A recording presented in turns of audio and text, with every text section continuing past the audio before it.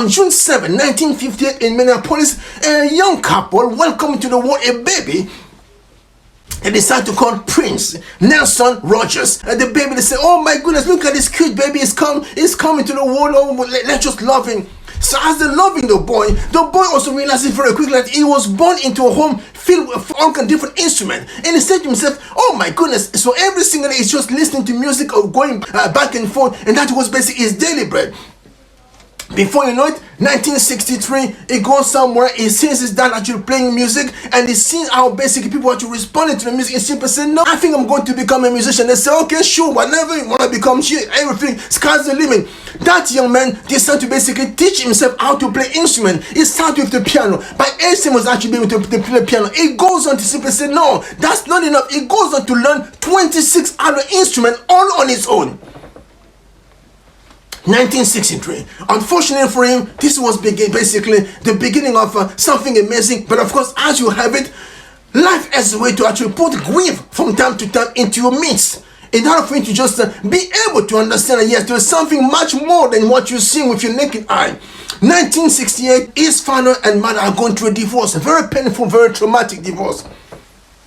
If the divorce was actually amicable, was actually a friendly divorce, things would be completely different. But before they got to the place of divorce, the young man simply even himself described that it was beyond chaotic at home. To the point where his mother and father would fight so much, to the physical fight, that by the time they're done fighting, or when in the middle of the fight, the mother will run away from the father and come into his bedroom and simply says, my son, please make your daddy stop hitting me. And as she's doing that, she will then take the son as a shield. And now the young boy is saying, I am frightened, I'm scared for myself because my dad is acting very erratic. I'm scared, but mom is using me as a shield because mom is scared that daddy is going to now come and harm her. And the young man simply said, but what am I going to do? He's traumatized. So after this divorce, something completely crazy happens.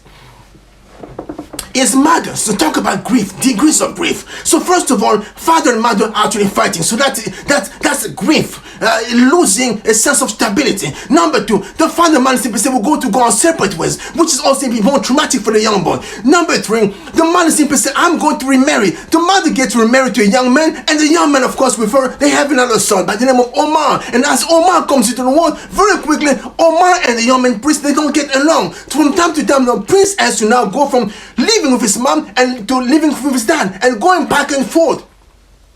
Traumatic experience as well. But the highlight of his life in this place of being traumatized is he started living with his dad, and one day the dad simply said to him, enough, that's it for you, because I don't see how we can get along. So he takes the son and he kicks him out. And as he's kicked out, a neighbor simply hear what's happening. He simply said, young man, please come live with me. And that was basically how this young man started basically experiencing this trauma upon trauma, grief upon grief. But what did he do? He simply look at trauma and look at this situation, simply say, no, I'm not going to focus on simply the poison coming from this trauma. I'm going to actually look basically beyond. The data is negative, of course, it's poison. But I'm going to look beyond. I'm going to look at the meta data, the meta message beyond what I'm seeing. I'm going to look at what this grief is trying to teach me.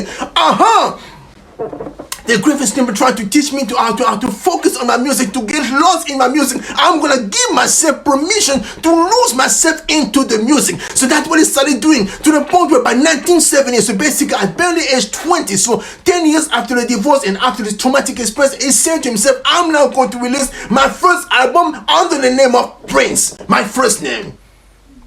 And the rest is history. But if you think this is enough, my friend, you're wrong. Because grief has a way to actually go from degree to degree until you can find a way to learn the lesson. 1978, he released his first album under the name of Prince. Life has a way to actually be relentless, to simply come after you until you can find a way to learn your lesson. And as far as Prince was concerned, life was simply trying to teach him how to simply dig deeper as a musician. Because life wanted him to get to a place where you can start looking at pen and simply say, pain pain is my friend. My goodness, let me just slow down to say something to you very quickly. If you've not gone through anything, my friend, you have to start principle. I need to be going through something. Why? Because once you start going through something completely hard, you're gonna come to start shedding tears, and these tears are gonna be very, very bitter. The bitterness of these tears, if you start learning how to actually read them, you're gonna see that there's a meta data beyond the bitterness of the tears. And when you start grasping that beyond the bitterness of these tears, there's actually a nectar, there's a juice you can actually, oh my goodness, grab from this poison. You're gonna actually propel yourself onto the next level or dimension as far as you are concerned. Let me prove it. 1970, this young man simply said, I think I've arrived. I was able to release my first album. It's actually doing very well, and as a matter of fact, I'm getting great reviews. Because amazing people, established musicians like Mick Jagger out of the United Kingdom, send me messages simply say yes, they like what they're hearing out of America, and they would like for me to actually collaborate with them. They say, as a matter of fact, forget about collaboration. How about we give you permission to now come talk to the people that actually look at music? How about we bring you to actually play music along with us as an opening gig in America in 1981 in LA? We're gonna bring you to be actually the opening gig for our concert in LA, and the place will be the LA Coliseum. So more than 40,000 people will be present, and we'll have for you to come and perform. Prince simply says, I am beyond delighted. I'm coming from Minneapolis. I did not see myself coming to a place where people like me, Jack, will be interested in my music. So of course I'll be delighted to come and actually perform for you guys. So it does that. It goes to perform before the crowd that was there to listen to the Rolling Stones. Crazy thing happens. He started playing his first song, people were completely not amused. The second song, they're upset. The third song, they simply say, this guy is crazy.